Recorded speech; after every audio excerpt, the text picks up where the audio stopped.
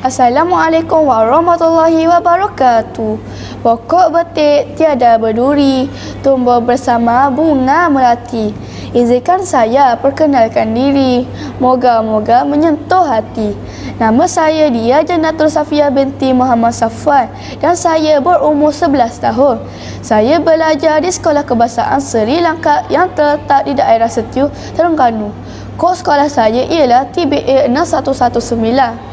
Hobi saya ialah membaca buku dan bersukan. Manakala cita-cita saya pula ingin menjadi seorang yang berkeri. Hari ini saya berasa sangat gembira untuk berkongsi sebuah novel yang telah saya baca, iaitu novel yang berjudul Miss Princess Hanbok. Di dalam novel ini terdapat banyak isi-isi yang menarik. Ayuh kita dengarkan. Buku ini hasil karya penulis yang bernama Hazlan Anwar atau dikenali sebagai Alan Anwar. Ia diterbitkan pada Julai 2022 oleh Bokir. Buku menarik ini mempunyai 114 halaman yang bercetak dan mempunyai 9 bab. Buku ini menceritakan tentang pakaian tradisional Korea, iaitu hanbok. Buku ini bernilai RM10 untuk semenanjung Malaysia, manakala untuk Sabah Sarawak pula bernilai RM12 sahaja. Buku ini mudah didapati pelajar seperti saya kerana nilainya yang berpatutan. Tema utama di dalam novel ini ialah semangat persahabatan, tidak mudah berputus asa dan membuat satu dengan sabar. Jom kawan-kawan kita mendengar sebersebi jalan cerita novel ini. Ada seorang remaja perempuan ini yang bernama Ira, merupakan pelajar sekolah keramat Kuala Lumpur. Ira mempunyai penyakit yang dipanggil narkolepsi. Maksud penyakit ini ialah gangguan tidur kronik secara berlebihan pada siang hari dan serangan tidur secara tiba-tiba. Sekolah Ira telah mengadakan rombongan ke Muzium Negara. Ira mengikuti rombongan tersebut. Ira tidak sengaja memasuki sebuah pameran yang sudah ditutup. Di dalam pameran tersebut terdapat banyak artifak-artifak pada zaman dinasti Joseon, iaitu kerajaan lama Korea yang wujud pada tahun 1392 sehingga 1897. Ada seorang remaja perempuan ini yang bernama Ira, merupakan pelajar sekolah keramat Kuala Lumpur. Ira mempunyai penyakit narkolepsi. Maksud penyakit ini ialah gangguan tidur kronik secara berlebihan pada siang hari dan serangan tidur secara tiba-tiba. Sekolah Ira telah mengadakan rombongan ke Muzium Negara. Ira mengikuti rombongan tersebut. Ira tidak sengaja memasuki pameran yang sudah ditutup. Dalam pameran tersebut terdapat banyak artifak-artifak pada zaman dinasti Joseon, iaitu kerajaan lama Korea yang telah wujud pada tahun 1392 sehingga 1897. Ketika itu, Ira terjumpa artifak norigai yang merupakan seutas roket rumbai jet putih. Hiasan yang terjatuh daripada pakaian tradisional Korea, iaitu hanbok, lalu mengutipnya. Tiba-tiba dirinya rebah dan berhalusinasi tentang seorang puteri kerajaan dinasti Joseon, iaitu Puteri Jeong. Puteri Jeong merupakan salah seorang puteri kerajaan di pada zaman itu. Puteri Jeong merupakan seorang yang aktif, lasak dan gemar cabaran, membuatkan hanboknya selalu rosak, koyak dan kotor. Maka ketika itulah Ira nekat ingin memiliki sebuah hanbok sehingga ingin pergi ke Korea. Ira pun meminta kepada ibunya ingin pergi ke Korea. Tetapi ibunya tidak membenarkannya, melainkan kalau ia mendapat keputusan yang baik di dalam peperiksaan. Ira pun belajar bersungguh-sungguh untuk mendapat keputusan yang baik di dalam peperiksaan. Seminggu kemudian, Ira pun mendapat keputusan yang baik di dalam peperiksaan. Keesokan harinya, Ira dan ibunya bertolak ke lapangan terbang untuk pergi ke Korea. Sampai di Korea, Ira dan ibunya menaiki van hitam untuk melacung di persekitaran tersebut. Di hari terakhir mereka di situ, ibu Ira hanya menduduki di hotel saja untuk mengemas beg bagasi, kerana petangnya itu mereka akan pulang kembali ke Malaysia. Sementara itu, Ira sedang berada di hadapan bangunan profesional Korea. Ira pun memasuki bangunan tersebut. Ira pun bertanya harga kepada Mr. Kim. Rupanya harga tersebut percuma sahaja bagi Ira, tetapi hanbok tersebut tidak dibuat lagi. Mr. Kim akan membuat penghantaran kepada Ira nanti. Beberapa minggu kemudian, sebuah van penghantaran tiba di rumah Ira. Ira pun berlari berlitang pukang ke depan rumahnya dan mengambil barang tersebut. Rupanya itu adalah hadiah hamboknya yang sekian lama ia menunggu. Itu saja dari saya. Sekian, terima kasih. Assalamualaikum warahmatullahi wabarakatuh. Bak kata pepatah, tak kenal maka tak cinta. Jadi, izinkan saya memperkenalkan diri. Nama saya Damira Arifah binti Muhammad Raziman dan saya berumur 12 tahun. Saya bersekolah di Sekolah Kebahasaan Sri Lanka yang terletak di Stiu Terengganu. Kod sekolah saya ialah TBA 6119. Hobi saya ialah membaca buku, manakala cita-cita saya pula ingin menjadi seorang guru. Pada hari ini, saya sangat teruja untuk berkongsi mengenai sebuah buku yang telah saya baca, iaitu buku yang berjudul Sumpahan Masuri. Saya memilih buku ini kerana ia menceritakan tentang sejarah yang berlaku di Pulau Langkawi. Buku ini merupakan sebuah koleksi cerita yang tersohor yang terdapat dalam masyarakat Melayu. Cerita ini dahulunya disampaikan oleh golongan pelipur dara sejak berzaman-zaman. Hilang. Ayo kita dengarkan. Buku ini hasil karya penulis yang bernama Zaihanim Zainal Abidin. Ia diterbitkan pada 2017 oleh Kensington Edition Enterprise. Buku ini mempunyai 30 halaman bercetak. Harga buku ini ialah RM25 sahaja. Kisahnya bermula dengan pada suatu masa dahulu, Pandak Mayat dan Endak Alam baru sahaja berhijrah ke Langkawi pada suatu ketika. Pada suatu ketika, Pandak Mayat terjumpa kerak nasi yang mengeluarkan bunyi bayi. Lalu, ia membawa pulang ke rumahnya dan dicampurkan sedikit dengan nasi yang ditanak. Tidak lama kemudian, isterinya hamil. Setelah Masuri dilahirkan, mereka yang miskin telah menjadi kaya. Masuri dibesarkan dengan penuh didikan. Masuri sangat cantik dan jelita. Tak lama kemudian, dia telah berkahwin dengan lelaki yang bernama Wan Darus. Pada suatu ketika, Wan Darus diminta untuk mempertahankan negeri Kedah. Masa itu, Masuri telah sedang hamil dan setelah Masuri melahirkan bayi lelaki yang bernama Wan Hakim, Pandak Mayam meminta Deramang untuk membantu menjaga bayinya. Dengan akhbaran Deramang memasuki rumah Masuri telah diperhatikan oleh Wan Mahora. Malang tidak berbau, Masuri dan Deramang ditangkap kerana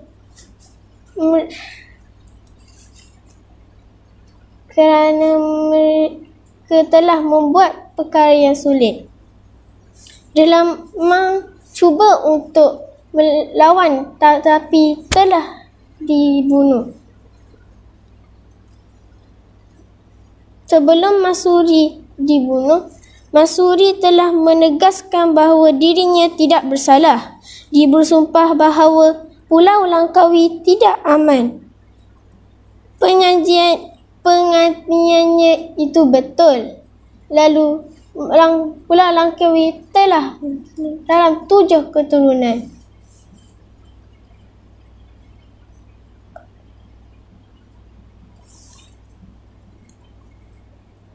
Sekian, terima kasih. Assalamualaikum warahmatullahi wabarakatuh. Izinkan saya memperkenalkan diri saya. Bak kata pepatah, tak kenal maka tak cinta. Saya Nur Alisha Hana binti Muhammad Hanis, merupakan murid tahun 6 Al-Khawarizmi dari SK Seri Langkap yang terletak di Setiu, Terengganu.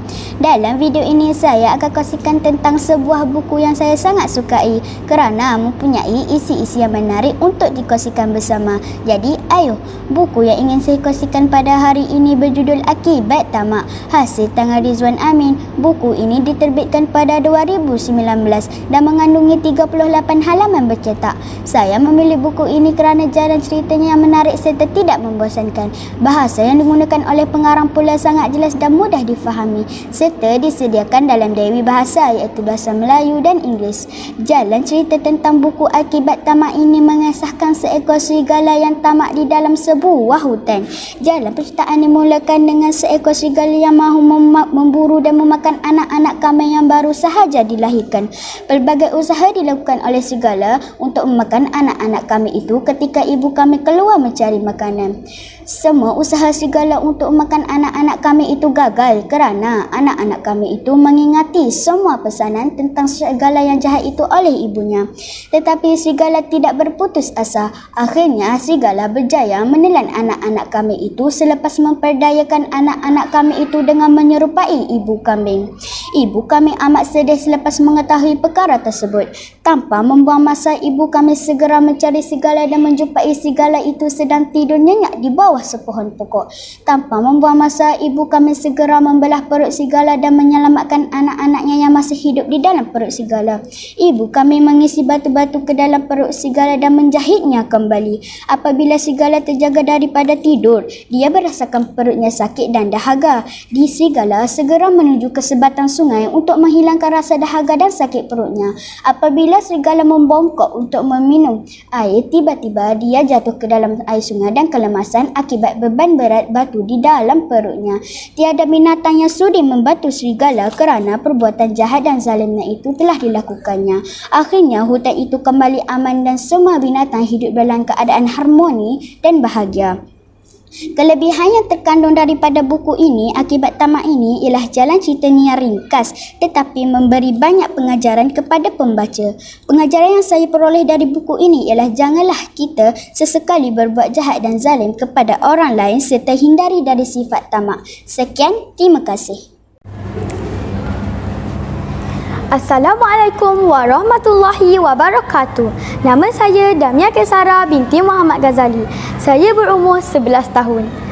Saya belajar di Sekolah Kebahasaan Seri Langkap yang terletak di daerah Setiu, Terengganu. Hobi saya ialah membaca buku, manakala cita-cita saya pula ingin menjadi seorang guru.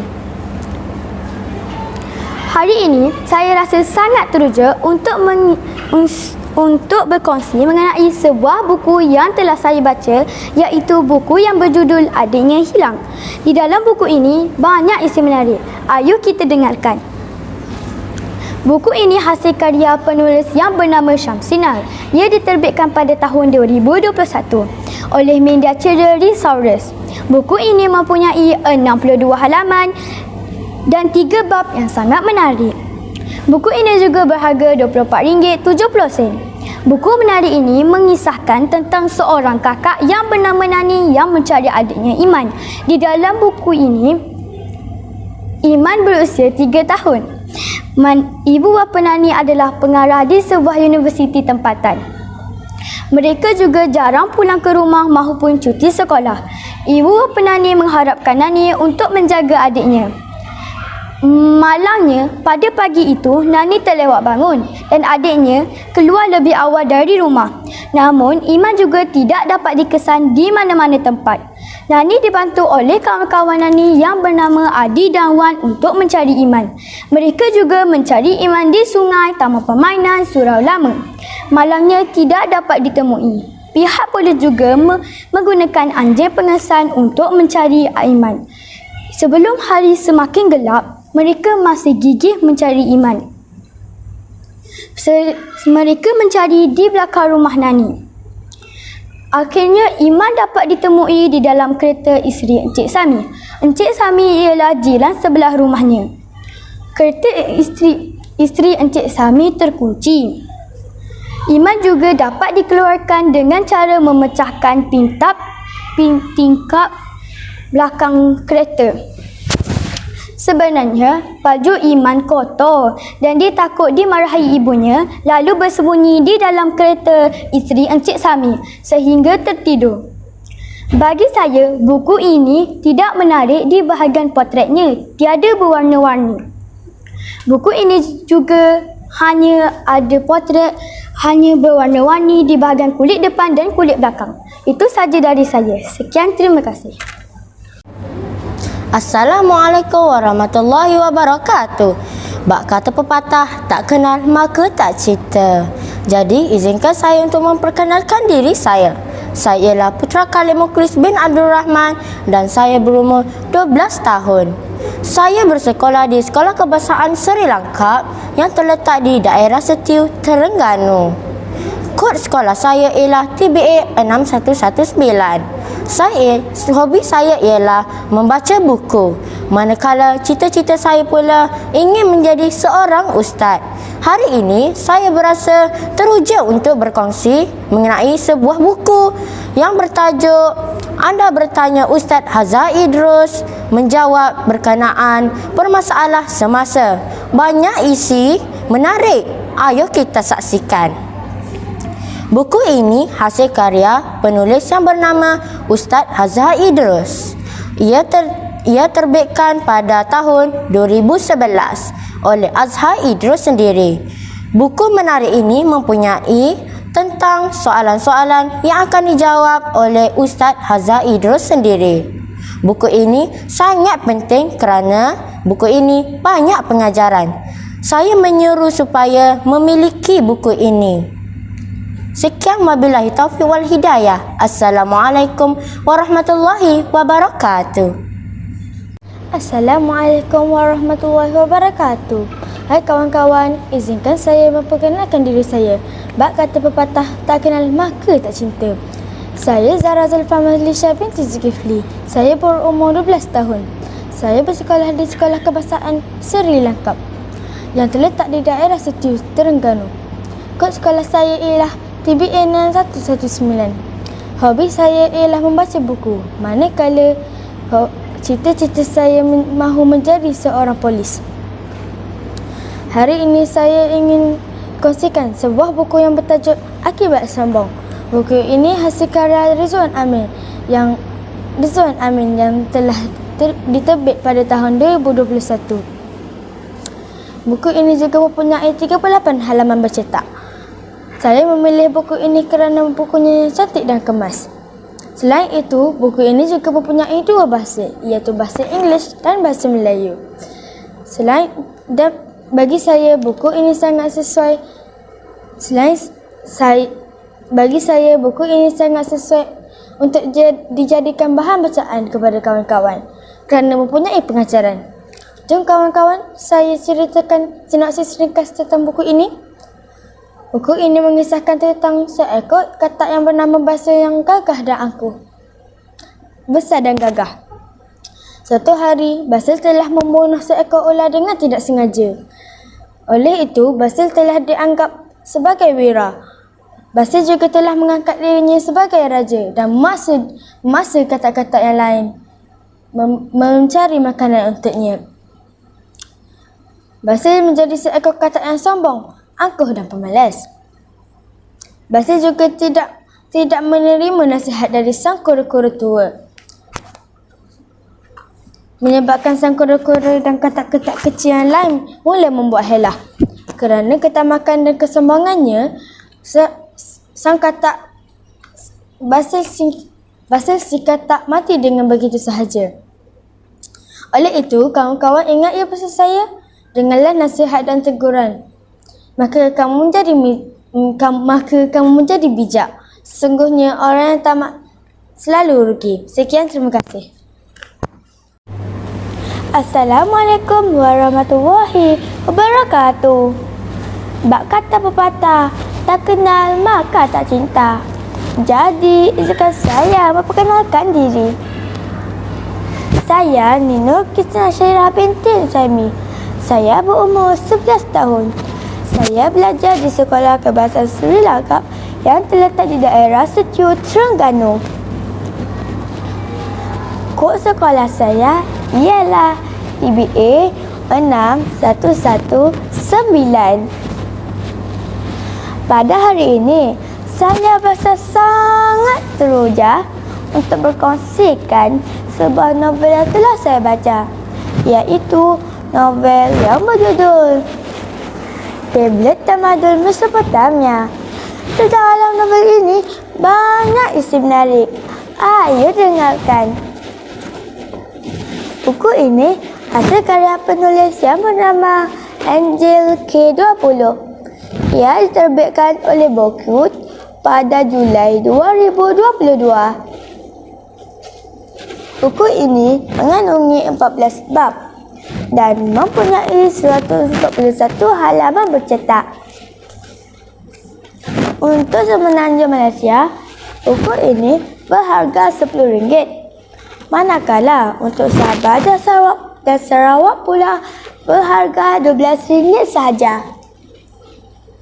Buku ini menceritakan tentang Diana, Kai, Vishpa dan Freza dari pasukan Z3-Z5 diberi misi untuk mendapatkan relaks di Tamadul Mesopotamia dengan menaiki mesin masa. Sebelum sempat mereka sampai ke destinasi mereka, mesin masa yang dinaiki oleh mereka dipintas oleh satu gelaman misteri yang menyebabkan mereka dicampak ke suatu tempat yang dikenali sebagai Taman Tergantung Babylon. Walaupun kawasan itu masih dalam wilayah Tamadul Mesopotamia, namun keadaan mereka dalam kesukaran kerana segala peralatan mereka tidak berfungsi. Ketika cuba mencari jalan di mana tempat relaks itu berada, perjalanan mereka disikat pula oleh Mizov. Mizov mahukan relaks tersebut untuk menguasai dunia. Namun begitu, pasukan Z3-Z5 telah berjaya menghalang niat jahatnya itu. Menarikkan kawan-kawan, selain itu, buku ini memaparkan aksi-aksi yang sangat menakjubkan yang membuatkan kita teruja untuk terus membaca dan mengikuti kisah pengembaraan mereka. Selain itu, buku ini mengandungi pengajaran seperti setia kawan, semangat berpasukan dan tidak mudah berputus asa. Untuk mengetahui lebih lanjut, bacalah buku ini. Sekian, terima kasih.